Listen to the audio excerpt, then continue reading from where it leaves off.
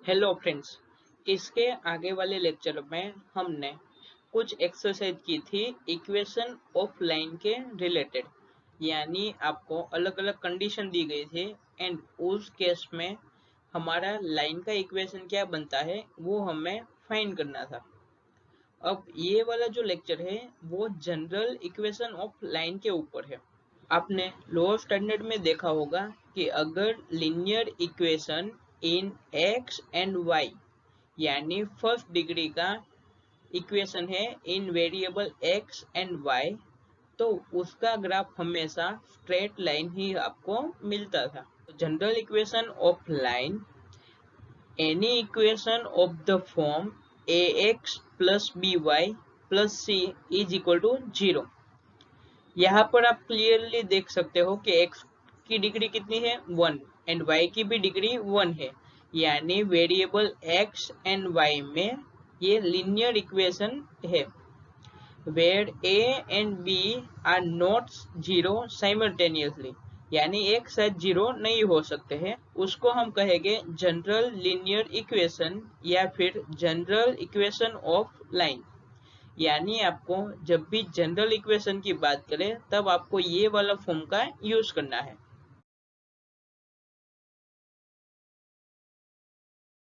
अब हम बात करते हैं different form of a x plus b y plus c is equal to 0। ये हमारा जनरल इक्वेशन ऑफ लाइन है। इसके आगे के कुछ लेक्चर पहले हमने वेरियस फॉर्म ऑफ इक्वेशन की बात की थी कि जिसमें हम पॉइंट इंटरसेप्ट फॉर्म की बात कर रहे थे, 2 पॉइंट फॉर्म की बात की थी, नॉर्मल फॉर्म ऑफ लाइन की बात की थी। तो अगर अभी तक आपने वो लेक्चर नहीं देखा है तो ऊपर आई बटन में आपको उसकी लिंक मिल जाएगी, वहां पर जाके वो लेक्चर आप देख सकते हो। तो यहाँ पर हम देखते हैं कि वो सारे जो फॉर्म है वो भी लाइन का ही इक्वेशन है एंड ये भी लाइन का जनरल इक्वेशन है। तो ये जनरल इक्वेशन एंड वो वेरियस फॉर्म वो दोनों के बीच में कुछ कोरिलेशन होना चाहिए। यानी कि अगर आपको कोई भी इक्वेशन जनरल इक्वेशन में दिया गया है तो आप उसको वेरियस फॉर्म यानी पॉइंट इंटरसेप्ट फॉर्म में, नॉर्मल फॉर्म में आप कन्वर्ट कर सकते हो।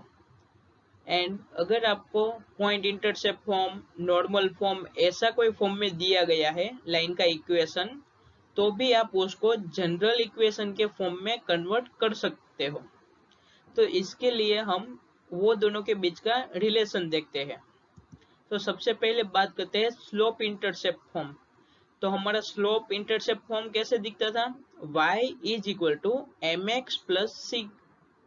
यानी आपका जो भी इक्वेशन है वो अगर स्लोप इंटरसेप्ट फॉर्म में है तो उसको हम y is equal to m x plus c के फॉर्म में लिख सकते हैं।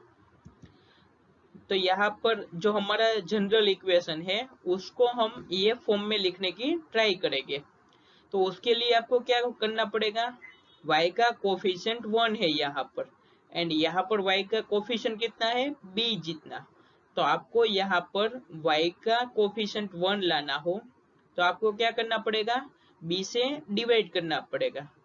तो आप पूरे इक्वेशन को b से कब डिवाइड कर सकते हो कि जब b की वैल्यू 0 ना हो। क्योंकि अगर b की वैल्यू 0 है तो डिवाइड में 0 आएगा और वो इंफिनिटी हो जाएगा। इसलिए if b does not equal to 0 then we can divide by b। तो ये पूरे इक्वेशन को हम b से डिवाइड करेंगे तो आपको क्या मिलेगा, तो आपको यहाँ पर भी b से डिवाइड करना है, यहाँ पर भी b से डिवाइड करना है एंड यहाँ पर भी b से डिवाइड करना है। वैसे ही 0 को भी b से डिवाइड करना है। तो आपको मिलेगा a by b into x plus b by b यानी 1 हो जाएगा। तो यहाँ पे y बचेगा एंड यहाँ पर c by b is equal to 0 by b is equal to क्या होता है 0 है। तो आपको ये वाला इक्वेशन मिल गया। यहाँ से आप y की वैल्यू ढूंढो तो आपको मिलेगा y इज इक्वल टू, ये दोनों को सामने की साइड ले जाओ, a by b into x and c by b. तो आपको मिलेगा y is equal to minus a by b into x minus c by b. तो यहाँ पर आप ये दोनों इक्वेशन को कंपेयर करो, तो यहाँ पर भी y is equal to m x plus c है, एंड यहाँ पर भी y is equal to m की जगह पर माइनस ए बाई बी है, x की जगह पर x एंड c की जगह पर यहाँ पर माइनस सी बाई बी है। यानी अगर आपको लाइन का इक्वेशन जनरल फॉर्म में दिया गया है तो भी आप इसको स्लोप इंटरसेप्ट फॉर्म में इस प्रकार से लिख सकते हो। यहाँ पर हमें स्लोप की वैल्यू मिल रही है माइनस ए बाई बी, यानी जनरल इक्वेशन ऑफ लाइन दिया गया है a x plus b y plus c is equal to 0, तो उसका स्लोप होगा minus a by b, and उसके y इंटरसेप्ट की वैल्यू मिलेगी माइनस सी बाई बी। तो अब हम देखते हैं if b is equal to 0, तो यहाँ पर b इक्वल टू 0 लिख दो, तो आपको क्या मिलेगा a x plus c is equal to 0, and यहाँ से x की वैल्यू फाइंड करो, तो आपको मिलेगा x is equal to minus c by ए।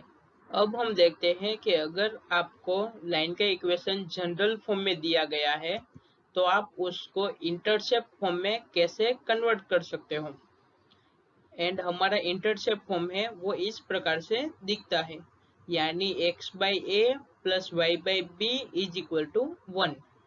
तो यहाँ पर आप क्लियरली देख सकते हो कि जो कांस्टेंट टर्म होता है, यानी x एंड y के अलावा वाला जो टर्म, उसकी वैल्यू यहाँ पर 1 है, एंड यहाँ पर हमें कांस्टेंट टर्म की वैल्यू कितनी है c, तो आपको क्या करना पड़ेगा c से डिवाइड करना पड़ेगा। तो जब भी हम c से डिवाइड करते हैं तब c की वैल्यू 0 नहीं होनी चाहिए।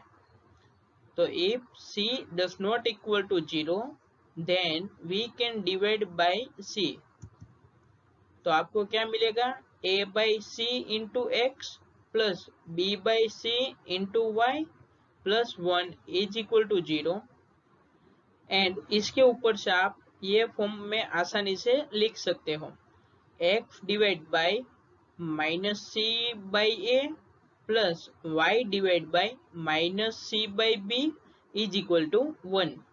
सिंपल से आपको क्या करना है, 1 को यहाँ पर ही रहने देना है, एंड ये दो टर्म को आपको राइट हैंड साइड पे ले जाना है, तो आपको minus a by c into x and minus b by c into y मिलेगा। बाद में आपको ये कोफिशिएंट को डिवाइड में लिखना है, तो आपको उल्टा करके लिखना पड़ेगा, यानी माइनस ए बाई सी था तो उसका माइनस सी बाई ए आएगा, वैसे ही यहाँ पर भी होगा। अगर c की वैल्यू 0 है तो यहाँ पर आप c की वैल्यू 0 लिख दो, तो आपको मिलेगा ax plus b y is equal to 0। ये वाली जो लाइन है वो ओरिजिन से पास हो रही है, इसलिए line has 0 intercept on the x axis and y axis. अब हम देखते हैं नॉर्मल फॉर्म में कैसे कन्वर्ट करते हैं। नॉर्मल फॉर्म हमारा किस प्रकार से था, x cos omega plus y sin omega is equal to p। यहाँ पर जो p है वो परपेंडिकुलर डिस्टेंस है लाइन का ओरिजिन से, एंड ओमेगा है वो जो परपेंडिकुलर यानी जो नॉर्मल बनता है वो पॉजिटिव x एक्सिस के साथ एंटी क्लॉकवाइज डायरेक्शन में कितना एंगल बनाता है उसकी वैल्यू है। Normal form of equation ax plus by plus c is equal to 0 is x cos omega plus y sin omega is equal to p। यहाँ पर cos omega की value कैसे फाइंड करनी है, cos omega is equal to plus और minus a upon square root of a square plus b square, sin omega is equal to plus और minus b upon square root of a square plus b square, and p is equal to plus और minus c upon under root a square plus b square. तो यहाँ पर आपको दो choice मिल रही है, यानी cos ओमेगा के लिए 2 चॉइस, sin ओमेगा के लिए भी 2 चॉइस है। तो उसके लिए proper choice of sine is made so that p should be positive, यानी p पॉजिटिव बने, इस प्रकार से आपको साइन की चॉइस करनी है। आगे आने वाले एक्सरसाइज के लेक्चर में हम बात करेंगे कि ये साइन किस प्रकार से चॉइस करनी है। अभी आपको सिर्फ ये फॉर्मूला ही याद रखना है कि cos omega, sin omega and p की वैल्यू कैसे फाइंड करनी है। अभी तक हमने देखा कि अगर आपको लाइन का कोई जनरल इक्वेशन दिया गया है एंड उसके ऊपर से आप वेरियस फॉर्म में भी इक्वेशन ऑफ लाइन को लिख सकते हो। अब हम बात करते हैं distance of a point from a line. Display पे आपको एक फिगर दिख रही होगी, वहां पर एक लाइन L है एंड उससे D डिस्टेंस पर P पॉइंट आया है। उसके कोऑर्डिनेट है x1, y1। तो यहाँ पर ये जो परपेंडिकुलर डिस्टेंस है वो कितना है, D जितना। तो अगर आपको ये D डिस्टेंस की वैल्यू निकालनी है तो वो हम किस प्रकार से निकालेंगे वो अब हम देखते हैं। The distance of a point from a line is the length of the perpendicular drawn from the point to the line. Let L ax plus by plus c is equal to 0 be a line whose distance from the point P के coordinate है x1, y1 is d। यहाँ पर आप देख सकते हो कि एक लाइन L है, उससे D डिस्टेंस पर एक पॉइंट P है जिसके कोऑर्डिनेट है x1, y1 एंड यहाँ पर ये लाइन का परपेंडिकुलर PM हमने ड्रॉ किया है। यहाँ पर आप एरिया ऑफ ट्राइंगल का यूज करके आसानी से ये D की वैल्यू फाइंड कर सकते हो। The perpendicular distance D of a line AX plus BY plus C is equal to 0 from a point x1, y1 is given by। तो अगर आपकी line AX plus BY plus C is equal to 0 है, उससे D distance पर कोई point आया है, उसके कोऑर्डिनेट x1, y1 है, तो जो डिस्टेंस D होगा उसकी वैल्यू होगी mod of ax1 plus by1 plus c divide by square root of a square plus b square. तो यहाँ पर अगर हमारा जो पॉइंट है P जिसके कोऑर्डिनेट x1, y1 है, वो पॉइंट अगर हमारी लाइन के ऊपर ही हुआ तो डिस्टेंस 0 होता है। तो आप ये फॉर्मूला से चेक करके बताओ कि आपका डिस्टेंस 0 आ रहा है या नहीं। अब हम बात करते हैं स्ट्रेट लाइन का last topic, distance between two parallel line. हमने देखा था कि अगर दो लाइन पैरेलल है तो उसका स्लोप इक्वल ही होगा एंड अगर दो लाइन के स्लोप इक्वल है तो वो दोनों लाइन पैरेलल ही होंगे।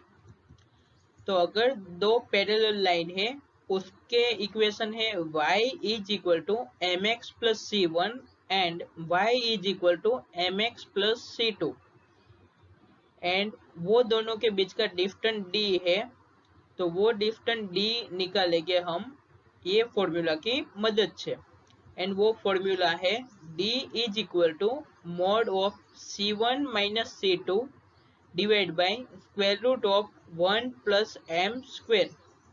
यहाँ पर आप देख सकते हो कि लाइन के ये जो दो इक्वेशन है यानी y is equal to mx plus c1 and y is equal to mx plus c2, वो दोनों इक्वेशन में x के कोफिशिएंट यानी स्लोप की वैल्यू m ही है, क्योंकि हमने दो पैरेलल लाइन की बात की है। तो अगर लाइन पैरेलल है तो उसके स्लोप इक्वल हो गए एंड यहाँ पे C1 एंड C2 तो हमने अलग लिए ही है। तो अगर दो लाइन पैरेलल है तो उसके स्लोप इक्वल हो गए, इसलिए दो लाइन के इक्वेशन हमने इस फॉर्म में लिए हैं। अब हम देखते हैं जनरल फॉर्म में अगर आपको दिया है, क्योंकि हर बार आपको कोई भी इक्वेशन ये वाले फॉर्म में दिया हो यानी स्लोप इंटरसेप्ट फॉर्म में दिया हो, ऐसा जरूरी नहीं है। अब हम देखते हैं कि अगर लाइन के इक्वेशन जनरल फॉर्म यानी ax plus by plus c1 equal to 0 and ax plus by plus c2 equal to 0 है, तो d के लिए फॉर्मूला होगा mod c1 minus c2 divide by square root of a square plus b square. यहाँ पर भी आप देख सकते हो कि दोनों लाइन के इक्वेशन में c1 and c2 he different है, यानी कांस्टेंट टर्म ही डिफरेंट है। Thanks for watching. अगर मेरी तरह मेरे साथ मैथ्स पढ़ना चाहते हो तो please like share and subscribe करें, ताकि अपने दोस्तों भी हमारी तरह मैथ्स पढ़ सके, इन मैथ्स को एंजॉय करते करते।